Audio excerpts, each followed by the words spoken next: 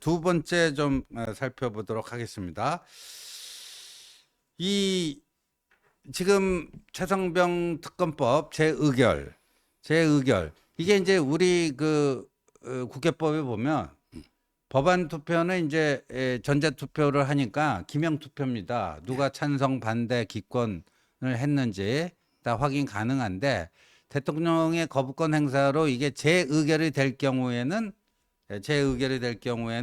무기명 비밀 투표가 돼요. 무기명 비밀 투표가 되는데 이제까지 보니까요. 우리 헌정 역사상 이렇게 되네요. 이승만 대통령이 거부권을 제일 많이 행사했어요. 45번이요? 예, 45회. 예, 그렇죠. 그때는 이제 이승만 대통령하고 국회하고 조금 안 맞았어요. 예, 45회고 그다음 2위가 우리 윤석열 대통령. 예.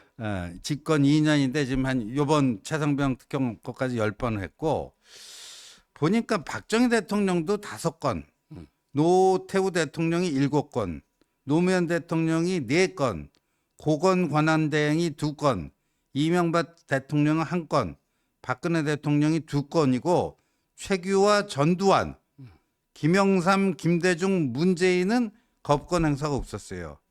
근데 문재인의 경우에는 그때 뭐 여대니까 그러니까. 그렇죠? 여대니까 뭐 거부권 행사할 일도 없었고 그런 건데 근데 3공화국 이후에요. 대통령이 지금 이제 소개해드린 것처럼 대통령이 거부권을 행사한 법률이 국회로 다시 넘어와서 재의결됐을 때 그 재의결에 성공한 사례가 있는가 봤더니 딱 한 차례 있었습니다. 딱 한 차례 있었는데 이게 언제냐면 노무현 때예요. 그러니까 노무현 대통령 취임하고 8개월쯤 지난 2003년 10월 말에 노무현 대통령의 측근 최도술, 이광재, 양길승 관련 권력형 비리 사건 등의 진상 규명을 위한 특별검사 임명 등에 관한 법률안 이게요. 이제 그 당시 한나라당이 이게 일당이었어요. 그 다음에 이제 그 노무현이 민주당 후보로 대통령에 당선이 됐는데 열린우리당을 창당하는 과정에서 민주당하고 열린우리당하고 쪼개졌잖아요. 그 쪼개지는 과정에서 이걸 하다 보니까 이게요. 재의결로 넘어왔는데 총 투표수 266표 중에 찬성, 가표가 209표, 반대표, 부결이 열린우리당이 그때는 저기 이제 17대 탄핵 역풍 불어갖고 152석 하기 전이잖아요. 54표. 예. 그래갖고 재의결된 사례가 딱 한 차례 있고는 없어요. 그렇죠. 그러니까 재의결은 거의 힘들다 이렇게 보는데 전체적으로 우리 지금 서정호 변호사께서는 느낌이 어떠세요? 먼저 근데 거부권은요. 네. 그 미국의 그 루즈벨트 대통령이 있잖아요. 네. 프랭클린. 예, 프랭클린. 두 분이 있으니까 예, 저기 뉴딜에 예. 그분은 이제 600번 했었더라고. 600번이나요? 예, 대통령제 국가에서 그때 뉴딜 좌파 입법이니까 계속 거부권 한 거죠. 좌파 정책이니까. 아, 근데 루즈벨트 대통령은 3선을 하고 10몇 년, 4선까지 됐다가 4선까지 돌아가셨죠. 됐다가 이제 그만둬갖고 예. 10몇 년을 재직을 예, 했습니다. 그래도 600번 했어요. 대통령제 국가에서 이제 거부권은 고유권 아니고. 네. 그다음에 한 번 재결 때 그 채도술 있잖아요. 그때 비리. 그때 제 선배가 그 특검을 했었거든요. 네. 수사관을.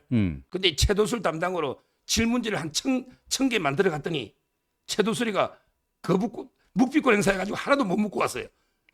그때 그 위원을 했거든요. 네. 질문을 묵비권 행사해버렸다니까. 그때 채도술이가 그게 기억이 생생한데 아마 근데 그만큼 3분의 2라는 게 저는 상당히 그 개헌에 준할 정도로 이게 어렵잖아요. 그렇죠. 어렵잖아요. 그렇죠. 따라서 이제 제 솔직한 이제 느낌은 이제 그 17표거든요. 네. 17표요. 근데 저도 이제 윤재욱 원내대표는 또 잘 알잖아요. 그렇죠. 그 밑에 또 부대표들도 있고 네. 여러 명 이제 보니까 조금 이렇게 낙선하면서 네. 잘 연락이 안 되는 분이 몇 분 있대. 네, 네. 왜? 부대표 한 분이 8명씩 담당하고 있더라고. 그렇죠. 제가 취재해 보니까. 예. 따라서 이제 연락 안 되는 분은 안 올 가능성이 있죠. 지금 안 와도 이게 우리한테는 0.5% 불리합니다. 왜냐하면 전체 이제 출석 예. 의원 중에 뭐 얼마 3분의 2니까. 3분의 2니까 그러니까 이 분모가 줄어들어 버리니까 그렇죠. 우리 쪽에 안 와서 줄어들어 버리니까 예. 오히려 저쪽에게 유리한 결과인데 그러니까. 지금 제가 오늘 오전 중에 확인해 봤더니 예. 낙천 의원 중에 연락이 거의 다 되고 출석한다고 약속은 하고 있는데 연락이 잘 안 되는 의원들이 한 5명 정도 된대요. 그러니까 저하고 비슷한 아마 이 취재 같습니다. 그러면 지금 어제 최재형까지 그 참표 찍겠다고 커밍아웃한 사람이 4명이잖아요. 예. 그 연락이 지금 원활치가 않은 사람, 연락 두절 또는 연락이 원활치가 않은 사람이 5명이에요. 그럼 9명이잖아요. 예. 그러니까 지금요, 지금 5월 현재 국회 제적의원이 296명이에요. 근데 그 중에 윤관석이 구속 중에 있잖아요. 예. 그러니까 295명이 다 출석한다고 했을 때 3분의 2가 197명이거든요. 예. 근데 지금 범야권, 뭐 민주당, 뭐 정의당, 새로운 미래, 뭐 저 기본소득당, 개혁 이준석당, 이석기당, 뭐 조국당, 뭐 이렇게 해갖고 이게 180이니까 197이 되면 17표가 더 나와야 되는데 예. 지금 이게 4표 참표 찍겠다고 커밍아웃한 사람 5명 연락이 원활치가 않은 사람 그 9명이잖아요. 그러면 이 8명만 이탈해도 8명만 이탈해도 이게 가결될 수도 있는 거예요. 여기서 이제 제가 2가지 제안을 좀 하고 싶어요. 2가지 제안을요. 첫째는 이제 이게 당론입니다. 네. 그렇죠? 네. 당론으로 정한 거예요.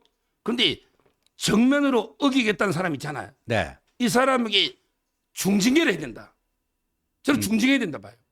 왜냐하면 이제 무기명 투표 찍은지 아닌지 모르면 어쩔 수 없죠. 근데 공공연하게 나는 이게 찬성하겠다. 찍고 오면 이거 당론을 어긴 거잖아요. 저는 아무리 당의 민주주의가 필요하다 해도 당론을 노골적으로 무시하고 어기면 이게 정당인으로서 저는 자세가 아니라 보거든요. 아니 근데 그거는 서 변호사님 우리가 이전에 공수처법 그 이제 언제 20대 국회에서 할 때 금태섭이 기권표했는데 그 징계를 때려갖고 그 저 당은 당내 민주주의가 없다고 우리는 호되게 비판했단 말이에요. 솔직히. 네. 그리고 국회법에 보면은 국회의원은 그 법안이나 이런 거 투표 시에 그 당론에 기속되지 않고 양심에 따라 근데 당론을 노골적으로 조롱하듯이 네. 근데 당론이라는 게 당이 전체에 따라야 되는 원래 의무가 있는 거 아닙니까? 법리적으로 보면 만약에 저쪽에서도 당론을 어기면 저쪽에서도 징계하거나 내 쪽 같잖아요. 네. 금태서. 예. 근데 저는 뭐 제 생각은 그래. 저쪽도 징계할 수 있는 거죠. 당론이라는 거는 우리가 합의제로 그 다수결로 정했으면 따르는 게 정당이나 저는 도리다 보고요. 네. 그다음에 두 번째 하나 더 제안하는 게 네. 이제 공격이 최선의 방어입니다. 우리도 이게 설득을 해야 됩니다. 민주당. 민주당에도 낙선자 많이 있잖아요. 그리고 친문 비명들 근데 그분들한테 야 이번에 너가 공수처 만들었지 않냐. 근데 이번에 이거 공조하는 거 뺏어오가 특검하면 이게 공처는 뭐되냐. 그러면 이게 공처는 역사 속으로 사라진다. 없어질 수도 있다. 그러면서 이게 너 이재명이 이번에 이탈표가 많이 나와야 이재명한테 타격 주는 거 아니냐. 이런 식으로 이게 우리도 좀 설득해가지고 데이터 신청 좀 하세요. 박주민처럼 우리도 이게 자꾸 표 방어하지 말고 민주당에도 낙천낙선자 많잖아. 만나서 좀 이게 설득 작업을 좀 하자. 몇 명이라도 이걸 제안합니다. 아 근데 뭐 지금 뭐 당장 내일 모레요. 내일 모레인데 그러니까 박주민은 뭐 데이트하자고 뭐 서신도 보내고 뭐 하는데 이 국민의힘이 그 좀 저는 지금 우리 서변님 말씀에 그 일리가 있다고 보거든요. 예. 그 친문 비명들 특히 이제 공수처 설립하는데 앞장섰던 친문 위원들에게 이거는 니들 그 저 공수처가 귀태였다는 걸 인정하는 거 아니냐. 예. 니들 자기 부정 아니냐. 이것만큼은 좀 저기 해야 되는 거 아니냐. 이런 식의 어떤 설득 공작이 좀 필요한데 한 흔적은 안 보여요. 예. 그리고 그러니까요. 당장 이제 내일 모레잖아요. 예. 근데 뭐 마지막까지 저는 최선을 다해야 되고 저는 이번에 이거 최재형 있잖아요. 네. 너무 이제 이거 실망했어요. 어. 그래서 제가 방송에서 최재형은 최재영보다 더 해로운 잘못됐다. 최재형은 최재영보다 더 잘못된 게 왜 그러냐면 최재영 종국 이 목사. 참칭 목사는요. 네. 외부에 있는 사람이잖아. 그렇죠. 외부에서 이게 전쟁하는 걸 우리가 방어가 되잖아요. 근데 내부에서 총질해 버리면 네. 뒤에서 이게 총질해 버리면 방어가 안 되잖아. 그렇죠. 최재형은 국민의 공천을 받아서게 뺐지 아닙니까? 이번 떨어지지만 그렇죠. 아무리 앞으로 정치 접으려고 하는 것 같아. 음. 접으려고. 그래도 이게 내부 총질입니다. 이게 만약에 가결되면요. 엄청나게 후폭풍이 옵니다.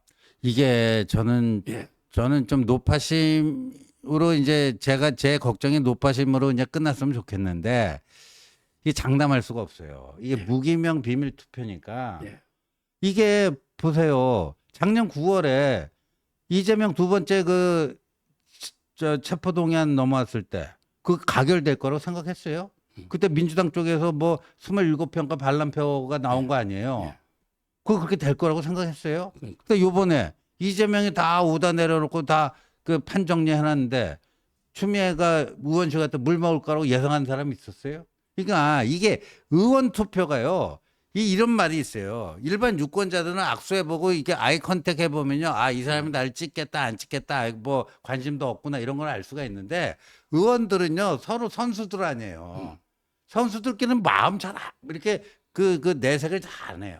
그러니까요. 그 제일 어려운 게 의원 투표거든요. 그러니까요. 네. 그다음에 안철수 의원도 찬성하잖아. 네. 제가 여기 옛날에 안철수 선거할 때 막 이광재한테 밀리잖아요. 네. 근데 그때 이광재가 손가락 이게 군대 안 가려고 의혹도 제가 막 방송하고. 맞아요. 그다음에 이광재가 돈을 엄청나게 많이 받았잖아요. 네. 정가로. 그렇죠. 이거를 이렇게 엄청나게 때렸거든요. 음. 그때는 막 안철수 의원이 저한테 아유 서 변호사님 너무 감사합니다. 막 문자 오고 이래요. 근데 이번에 제가 안철수 의원 단일화의 초심으로 돌아가가지고 네. 이거는 윤석열 정권 무너뜨리는 거잖아요. 그렇죠. 근데 본인은 공동 창업주잖아. 그렇죠. 그래서 이제 절대 이게 찬성하면 안 된다. 네. 이래가 이게 동영상도 제가 제작했어요. 네. 서정 TV에 네. 이것도 보내주고. 아, 보내주고. 그다음에 문자도 하고 네. 전화도 했는데 안 받아요. 안 받고 답도 없어요. 저 방송마다 어제 YTN 나와서도 그랬어요. 아니 안철수 의원 그럴 수 있냐 말이에요. 제가 이게 도와줄 때는 언젠데 아니 이걸 찬성하면 이게 감당을 어떻게 하느냐 말이에요. 저는 이러면 이게 완전히 뭐 탈당하려고 하는지 이래가 이게 국민의힘에서 정치할 수 있겠습니까? 그러니까요. 정권이 무너지면 그러니까요. 심각합니다. 안철수 의원도. 아, 이제 김웅이야. 사실 요번에 이제 예. 임기 끝나면 이 당을 막 거의 떠날 것 같고 최재형도 뭐 거의 이제 정치를 접을 것 같다는 거죠. 뭐 유이동 의원이야 뭐 이제 유승민 쪽하고 뭐 유승민계니까 뭐 그쪽하고 움직일 것 같고 그런데 그러니까 그 네 사람은 아예 커밍아웃 해서 괜찮은데 아니, 커밍아웃 하지 않고 물밑에서 이상한 뭐 하는 하여간 그런 문제가 있습니다. 그래서 만약에 이거 지금 원내 지도부에서 이제 나름대로 신경을 바짝 쓰고요.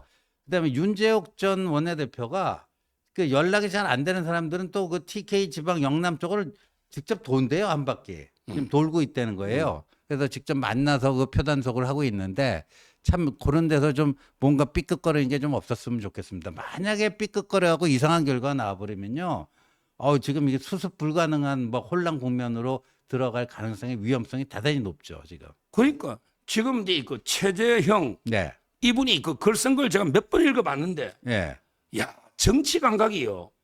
거의 뭐 박지원이 있잖아요. 예. 저 정치 18급이라 하거든요. 예. 그 사람이 이게 음모 거짓말 위선을 구다인데 네. 박지원이 요즘 예측하면 다 틀리잖아요. 다 틀리죠.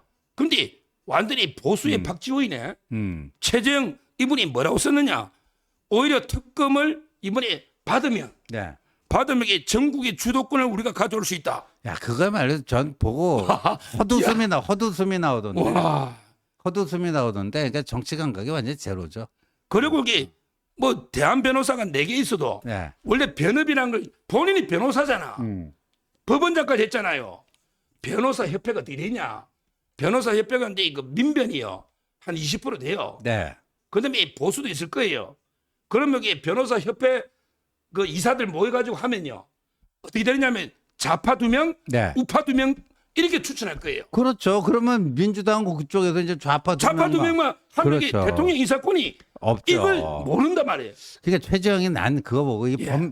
법률가도 이게 법률가로서의 그 그레이드도 이게 별로다. A급 아니구나 이런 생각이 드는 게 바로 지금 그거거든요. 그러니까 대한변협에서 4명을 추천하면 그중에 민주당이 2명을 골라서 대통령에게 넘기면 그중 1명을 고르게 돼 있잖아요. 예. 그럼 4명을 할 때 뭐 좌우 중도 뭐 이렇게 해갖고 뭐 맞춰서 그러니까 2대2 정도는 맞춰서 올 거라고요. 예? 확실한 좌파, 확실한 우파, 중도 좌, 중도 우 정도로 이렇게 4명 하지 않겠어요? 예.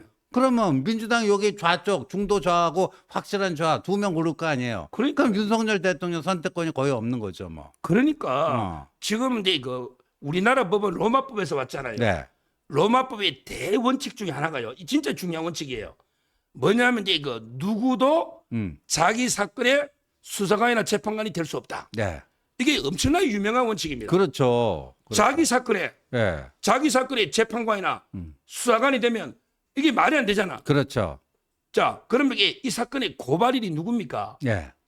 고발인이 민주당이잖아. 민주당이죠. 근데 수사검사를 네. 민주당이 임명한다. 그렇죠. 이건 말이 안 되는 겁니다. 말이 안 되는 내가 거죠. 고소 고발해놓고 수사관을 내가 지정한다. 네. 내가 판사를 지정한다. 네. 이게 로마법의 대원칙에 이게 가장 문제예요. 그렇죠. 이 법리적으로 그렇죠. 이걸 독소장을 있는데 네. 최재형 원장 그게 없다. 그게 말도 안 없다는데. 되는 억지 논리입니다. 나 최정이라는 사람 진짜 이해하기 힘든 사람이에요. 그 과거에 이제 감사원장 할 때는 야 그래도 뭐 좀 강단이 있는 사람이구나 했는데 아이고 아닌 것 같아요. 그래서 하여간 뭐 저희가 여기서 이렇게 걱정한다고 뭐 현실적인 도움이 될 거 아닙니다만 하여간 국민의힘 원내 지도부에서 마지막 순간까지 철저하게 좀 챙긴 거 챙기고 예. 단속할 거 단속하고 또 저쪽에 짧은 시간이지만 아까 우리 서정욱 변호사 얘기처럼 민주당 사람들 좀 가서 설득할 사람도 있으면은 가는 마지막 순간까지 좀 그 방심하면 안 될 것 같습니다. 예. 뭐 아까 봐서는 추경호 원내대표가요 기자간담회를 해갖고 아이 특검법 그렇게 될 일은 없을 거다.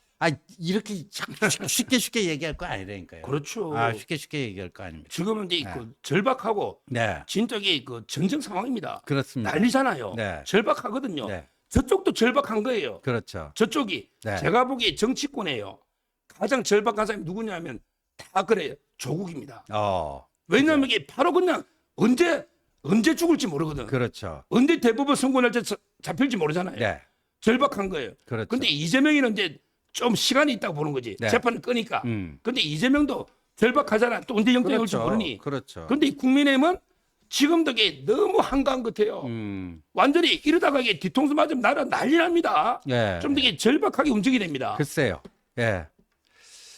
자, 두 번째 주제 여기서 마무리하고요. 이제 마지막 주제 좀 넘어가겠습니다.